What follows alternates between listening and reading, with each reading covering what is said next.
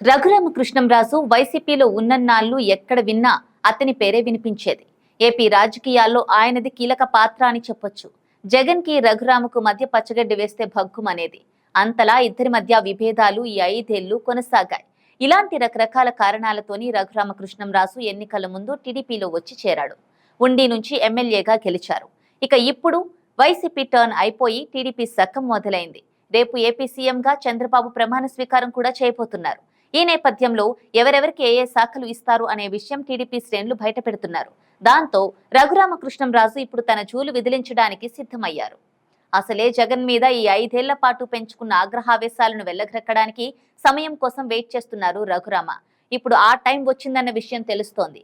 కొత్త ప్రభుత్వంలో కాబోయే కేబినెట్ మంత్రుల వివరాల ప్రకారం స్పీకర్ గా టీడీపీ నుంచి రఘురామకృష్ణంరాజు, జనసేన నుంచి డిప్యూటీ స్పీకర్ గా బొలిశెట్టి శ్రీనివాసరావు ఉంటారని సమాచారం. ఇక దీంతో రేపటి నుంచి రఘురామకృష్ణంరాజు జగన్ మీద ప్రతీకారం తీర్చుకోవడానికి అన్ని అస్త్రాలను సిద్ధం చేసుకుంటున్నారని టాక్ కూడా నడుస్తోంది.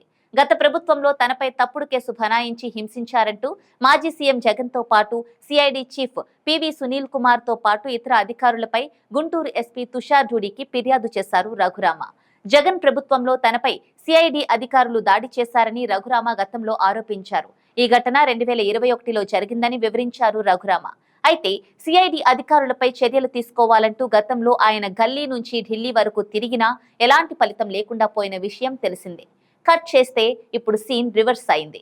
రాష్ట్రంలోనూ కేంద్రంలోనూ కూటమి ప్రభుత్వమే అధికారంలో ఉంది. మరోవైపు రఘురామకృష్ణంరాజు చేసిన ఫిర్యాదును పోలీసులు పరిగణనలోకి తీసుకొని చర్యలు తీసుకుంటారా లేదా అనేది తెలియాల్సి ఉంది.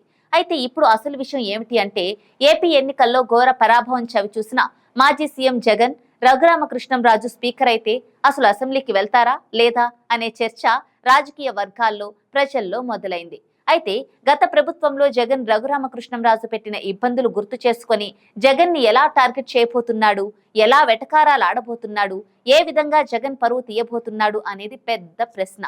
మరి జగన్ ఎలాగో ఇవన్నీ జరుగుతాయని ఊహించే ఉంటారు కాబట్టి ఆయన అసెంబ్లీకి వెళ్తారా లేదా, రాజీనామా చేసి ఎవరికైనా అప్పచెప్తారా అనే ప్రశ్న కూడా ఇప్పుడు అందరిలో ఉంది.